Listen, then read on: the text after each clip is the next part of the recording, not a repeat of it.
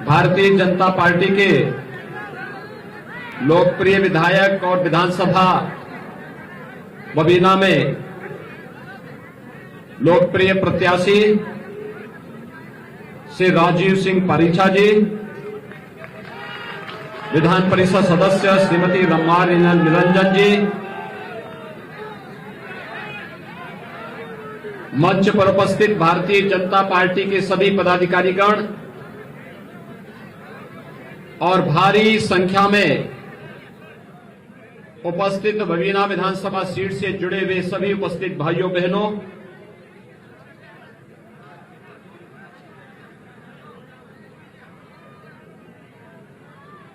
मैं झांसी की रानी महारानी लक्ष्मीबाई की इस भूमि को कोटि कोटि नमन करता हूं, जिसने स्वदेश और स्वाभिमान का एक भाव प्रत्येक भारतीय के मन में भरा है। एक वीरांगना के रूप में जलकारी बाई की इस पुण्य भूमि को भी मैं नमन करता हूं, जिन्होंने देश की आजादी के लिए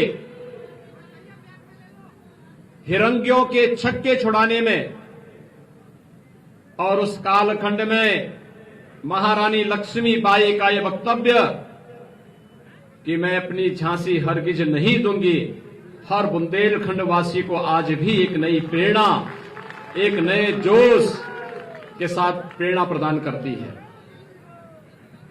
भाइयों बहनों, जब मैं झांसी की बात करता हूं तो इसी झांसी में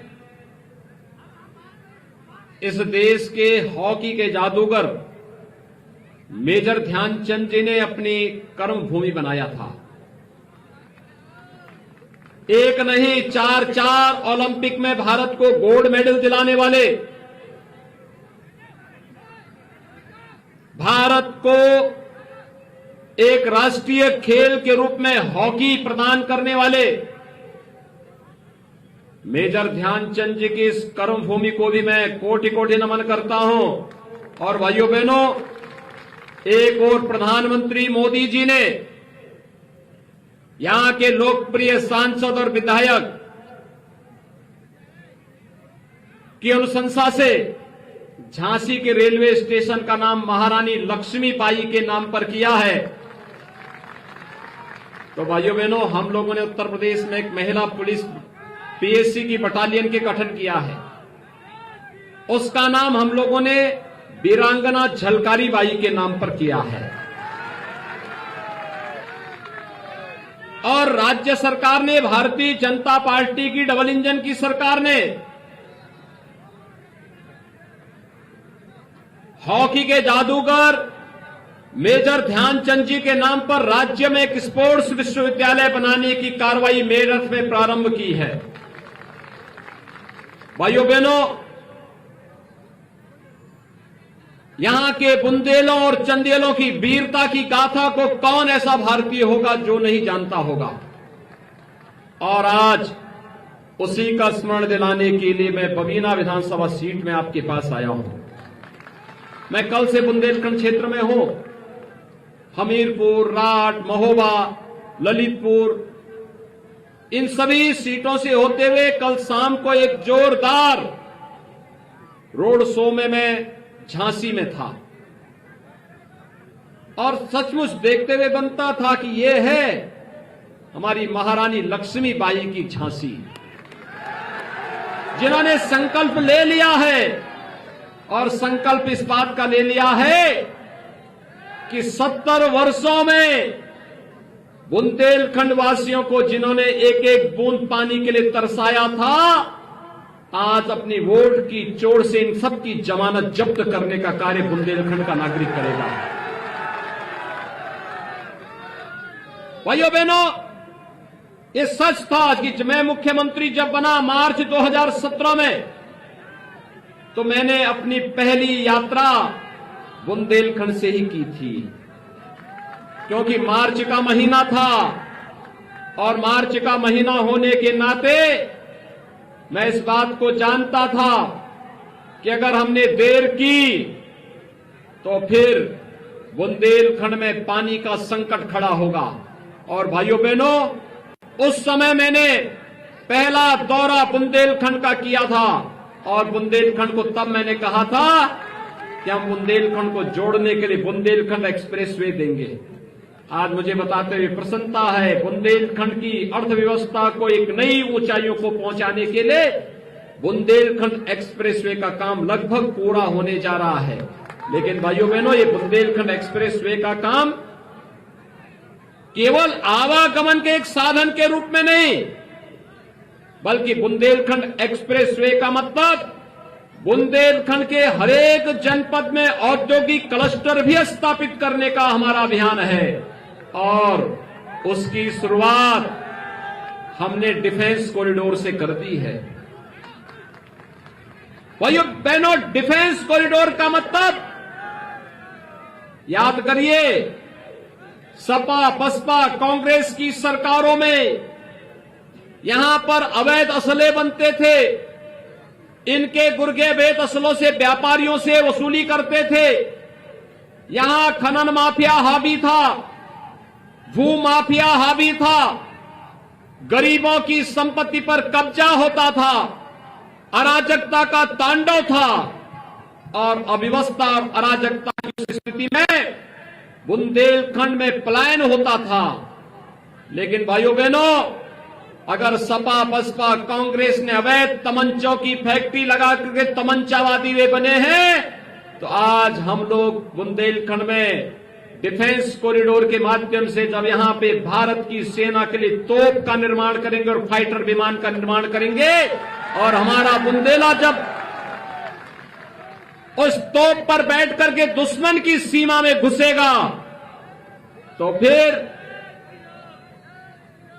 महारानी लक्ष्मीबाई का ये वाक्य कि मैं अपनी झांसी हरगिज नहीं दूंगी, एक बार फिर से स्मरण करता हुआ जब दुश्मन की छाती को बेचते हुए दुश्मन की सीमाओं में घुसेगा, तो हमारा बुंदेलखंड का नौजवान इस बात को जरूर कहेगा कि मैं अपने दुश्मनों को छोड़ूंगा भी नहीं।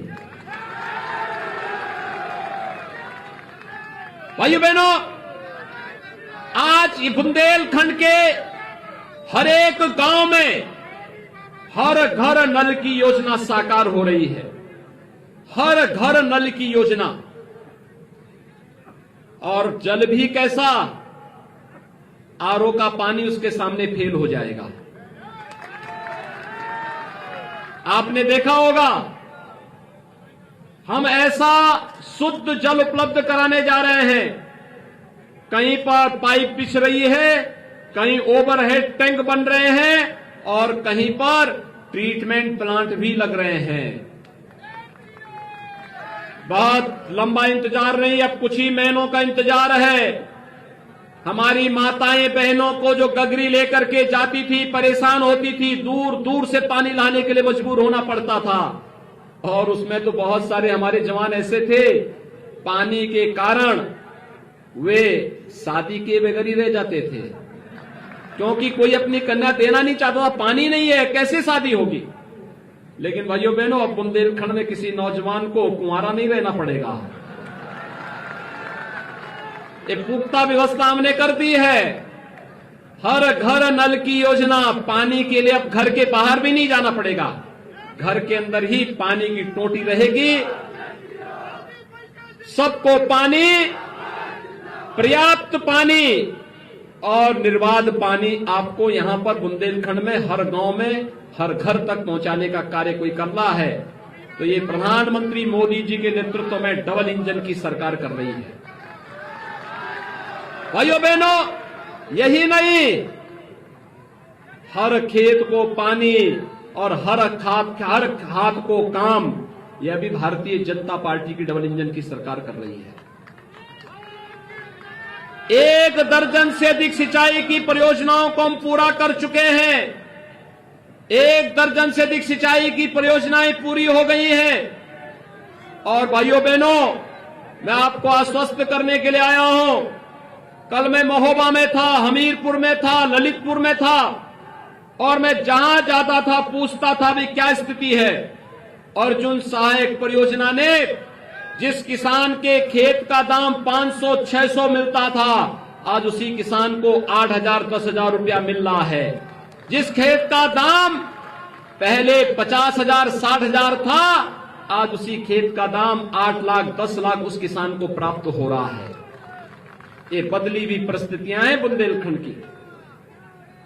और यही नहीं, लोग कह रहे थे रोजगार रोजगार रोजगार। मैंने कहा देखो, बुंदेलखंड एक्सप्रेसवे को बनने दीजिए, डिफेंस कॉरिडोर को बनने दीजिए, सिंचाई के सभी परियोजनाओं को पूरा होने दीजिए। बुंदेलखंड का हमारा युवा रोजगार के लिए बुंदेलखंड के बाहर नहीं, पूरा देश रोजगार पाने के लिए बुंदेलखंड में आएगा और देने वाला बुंदेलखंड का हमारा नौजवान होगा। हमारा बुंदेलखंड अब किसी के सामने हाथ नहीं फैलाएगा, बल्कि एक बार फिर से हर बुंदेलखंड वासी कह उठेगा कि मेरा बुंदेलखंड तो सबसे प्यारा है, धरती से न्यारा है, स्वर्ग से भी न्यारा है। और भाइयों बहनों, यह कार्य किया है प्रधानमंत्री मोदी जी के मार्गदर्शन में भारतीय जनता पार्टी की डबल इंजन की सरकार ने। भाइयों बहनों, दूर जाने की आवश्यकता नहीं। मुझे बताइए, सच्चा साथी कौन? जो आपकी विपत्ति में रहे, संकट के समय रहे, वही साथी होता है ना। जो संकट के समय में धोखा दे वह साथी नहीं होता, वह अवसरवादी होता है। मुझे बताइए, इस सदी की सबसे बड़ी महामारी का हम सामना कर रहे हैं, कोरोना का। कोरोना कालखंड में मुझे एक बात बताइए, क्या सपा बसपा कांग्रेस के नेता आपका हालचाल लेने के लिए आए थे? क्या अखिलेश जी आए थे? क्या मायावती जी आई थी? दिल्ली से भाई बहन की जोड़ी आई थी? तो जब ये आपका हालचाल नहीं ले सकते, संकट के समय आपके साथ नहीं खड़े हो सकते, तो क्या इनको समर्थन मिलना चाहिए? दूसरी बात, आपने देखा होगा कोरोना कालखंड में मैं भी आया था, मैं दोनों बार आया था। झांसी में आया था, हमीरपुर गया था, चित्रकूट गया था, बांदा भी गया था, ललितपुर भी गया था, सभी जगह हम गए थे। फ्री में टेस्ट, फ्री में उपचार और फ्री में वैक्सीन भी। कितने लोगों ने वैक्सीन ले ली है? वैक्सीन के लिए किसी को पैसा देने की आवश्यकता तो नहीं पड़ी ना। सपा के समय होता क्या हो जाता, ये वैक्सीन के सब पैसा चार्ज करते, देते भी नहीं, वैक्सीन का निर्माण ही नहीं कर पाते। और अगर भारत सरकार फ्री में वैक्सीन दे रही थी, सपा के लोग इसको भी ब्लैक मार्केटिंग कर देते कि नहीं कर देते? तो इन लोगों से कोई उम्मीद करते हैं क्या? हमने तो फ्री वैक्सीन, सबको वैक्सीन देने की बात की। भाइयों बहनों, वैक्सीन का परिणाम है तीसरी वेव कब आई कब चली गई कोई पता नहीं। वैक्सीन ने बचाया है ना जान को। वैक्सीन के ही कारण आज हम हजारों की संख्या में यहां पर खड़े हैं, यहीं पर बैठे हैं, एक साथ बैठ के चर्चा कर पा रहे हैं। अगर वैक्सीन नहीं होता, हम सबके सामने जान के लाले पड़ गए होते।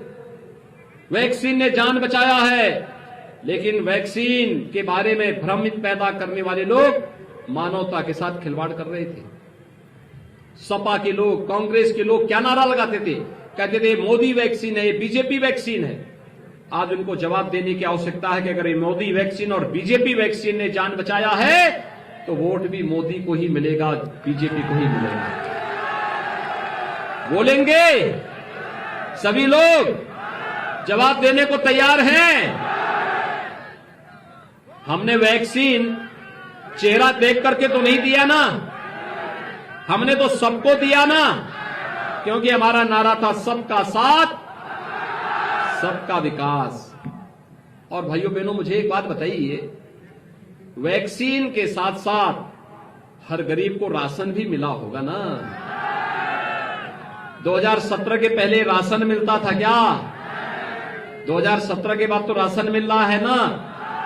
राशन से संतुष्ट हैं? राशन के साथ दाल भी मिल रही होगी और रिफाइंड तेल भी मिल रहा होगा। 1 किलो नमक भी मिल रहा होगा। अगर सपा की सरकार होती तो पहले तो मिलता ही नहीं, और अगर भारत सरकार देती भी तो ये सब स्वयं हजम कर जाते, इनके गुर्गे स्वयं खा जाते। और भाइयों बहनों, बहन जी के हाथी का पेट तो इतना बड़ा है कि सब कुछ गरीबों का वो खा जाते हैं। आप मानते हैं ना इस बात को? और संकट जब आता है भाई बहन की जोड़ी तो गायब हो जाती है भारत से। आप इस बात को भी मानते हैं ना? भाइयों बहनों, अब तक का ये इतिहास है, जब भी कोई महामारी आई है तो बीमारी से ज्यादा मौतें भूखमरी से होती थी। पहली बार हुआ है जब प्रधानमंत्री मोदी जी ने एक एक जान को बचाने का प्रयास किया, और भाइयों बहनों, भूख से किसी को नहीं मरने दिया। सबको राशन देने की व्यवस्था की, प्रवासी हो, निवासी हो, गरीब हो, दलित हो, वंचित हो, किसी भी जाति मत मजहब का व्यक्ति हो, सबको यह व्यवस्था देने का कार्य हुआ है। जो संकट का साथी वही सच्चा साथी है भाइयों बहनों, शेष तो अवसरवादी है। और इसीलिए आज हम आपके बीच में आए हैं कि बुंदेलखंड का विकास हम करा रहे हैं। बुंदेलखंड में रोजगार और नौकरी हम लोग लेके आ रहे हैं। बुंदेलखंड में बिना भेदभाव के विकास भी हो रहा है, गरीब कल्याणकारी योजनाओं का लाभ भी मिल रहा है। और 2017 के पहले क्या होता था? बुंदेलखंड में माफिया हावी थे, खनन माफिया, भू माफिया, पशु माफिया, वन माफिया और तमंचावादी माफिया भी हावी थे ना। मुझे एक बात बताइए, आज राह चलते हुए किसी राहगीर पर, किसी व्यापारी पर या किसी बेटी पर कोई तमंचा तानने का दुस्साहस कर पाएगा? 2017 के पहले तो होता था ना, क्योंकि वे तमंचावादी थे, नाम समाजवादी, काम तमंचावादी, सोच परिवारवादी, यही तो होता था। उनसे आप कोई उम्मीद करते हैं क्या? 2017 के पहले यही होता था। 2017 के बाद भाइयों बहनों डिफेंस कॉरिडोर बन रहा है, और पेशेवर माफिया बुंदेलखंड का अंतिम डकैत भी दूसरे लोग की यात्रा में चला गया। अब बुंदेलखंड में विकास हो रहा है, और हमने तय किया है अपराधी और माफिया के लिए नहीं, नौजवान के रोजगार के लिए, किसानों के उत्थान के लिए, महिलाओं की सुरक्षा के लिए सरकार कार्य करेगी और कार्य कर रही है। हम लोगों ने तो अपने नौजवानों को स्मार्टफोन और टैबलेट देना भी प्रारंभ कर दिया। समाजवादी पार्टी ने कंप्लेंट किया, हमने कहा भी 1 करोड़ नौजवान को दे रहे हैं, चिंता मत करो, सरकार आने दीजिए, अगले 5 साल में 2 करोड़ नौजवानों को टैबलेट और स्मार्टफोन देने का काम करेंगे। और केवल टैबलेट और स्मार्टफोन ही नहीं देंगे, बल्कि डिजिटल एक्सेस भी फ्री में देंगे। उसको अपने घर से पैसे की जुगाड़ नहीं करनी पड़ेगी, पैसा भी सरकार आपको उपलब्ध कराएगी। भाइयों बहनों, सरकार के विकास के लिए जो एक कार्य प्रारंभ किया है, आज उसका परिणाम है बुंदेलखंड तेजी के साथ आगे बढ़ रहा है। और बुंदेलखंड में याद करिए, हम लोगों ने तो किसानों का कर्ज माफ किया था। और बुंदेलखंड की जब मैं बात करता हूं तो भाइयों बहनों, अकेले झांसी में 60,700 से अधिक किसानों का ऋण माफ हुआ था। 60,700 से अधिक किसानों का। और आज प्रधानमंत्री किसान सम्मान निधि में अकेले झांसी जनपद में 2,50,900 से अधिक किसानों को प्रधानमंत्री किसान सम्मान निधि का लाभ प्राप्त हो रहा है। 6,000 रुपए सालाना। अकेले झांसी जनपद में 50,400 से अधिक गरीबों को एक एक मकान मिला है पिछले 5 साल में। 50,499। भाइयों बहनों, समाजवादी पार्टी की सरकार ने गरीबों के पेंशन रोक दिया था, दिव्यांगजनों का पेंशन, विधवा महिलाओं का पेंशन, निराश्रित महिलाओं का पेंशन, बुजुर्गों का पेंशन इन्होंने रोक दिया था। भारतीय जनता पार्टी की सरकार प्रदेश में वर्तमान में 1 करोड़ दिव्यांगजन, विधवा महिलाएं और वृद्धजनों को 12,000 रुपये सालाना पेंशन उपलब्ध करा रही है। और भाइयों बहनों, अगर मैं आपके झांसी की बात करूं तो झांसी में 12,000 से अधिक दिव्यांगजनों को, 1,38,700 से अधिक निराश्रित महिलाओं को और 64,900 से अधिक वृद्धजनों को हम लोग 12,000 रुपये सालाना पेंशन की सुविधा उपलब्ध करवाने का कार्य कर रहे हैं। भाइयों बहनों, अब तक 550 से अधिक नौजवानों को आपके झांसी में टैबलेट और स्मार्टफोन वितरित किया जा चुका है। लेकिन मैं आपको आश्वस्त करता हूं, सीनियर सेकेंडरी के बाद BA, BCom, BSc, BTech, B या फिर आईटीआई, पॉलिटेक्निक, इंजीनियरिंग की डिग्री लेने वाला या मेडिकल की डिग्री लेने वाला या फिर नर्सिंग का कोई भी पाठ्यक्रम कोई व्यक्ति, कोई बेटी कर रही होगी, इन सबको टैबलेट और स्मार्टफोन देने का काम राज्य सरकार करने जा रही है। 550 को मिल गया है। प्रदेश में 1 करोड़ नौजवानों को ये टैबलेट और स्मार्टफोन वर्तमान में दे रहे हैं और अगले 5 साल के लिए 2 करोड़ नौजवान इससे जुड़ेंगे। आपको विकास और सुशासन के साथ साथ सुरक्षा वाली सरकार चाहिए या दंगा कराने वाली, माफियाओं को प्रश्रय देने वाली, अराजकता पैदा करने वाली सरकार? दंगा मुक्त सरकार, यही भाजपा का संकल्प है। भय मुक्त सरकार, ये भारतीय जनता पार्टी का संकल्प है। हर बेटी को सुरक्षा, हर व्यापारी को सुरक्षा देने वाली सरकार, सबका सम्मान, सबके स्वावलंबन के लिए कार्य करने वाली सरकार, और ये करेगी केवल भारतीय जनता पार्टी। भारतीय जनता पार्टी, भाइयों बहनों, एक हाथ में विकास की छड़ी और दूसरे हाथ पे बुलडोजर का स्टीयरिंग, ये दोनों साथ साथ चल रहे हैं, तब प्रदेश विकास पर तेजी के साथ आगे बढ़ रहा है। आप सभी सहमत हैं? बबीना से राजीव सिंह परिसा को भारी बहुमत से चुनाव जिता करके भेजेंगे। 20 फरवरी को चुनाव होंगे। पहला काम क्या करेंगे? मतदान पहला काम, फिर जलपान। पहला काम मतदान, फिर जलपान। पहला काम मतदान।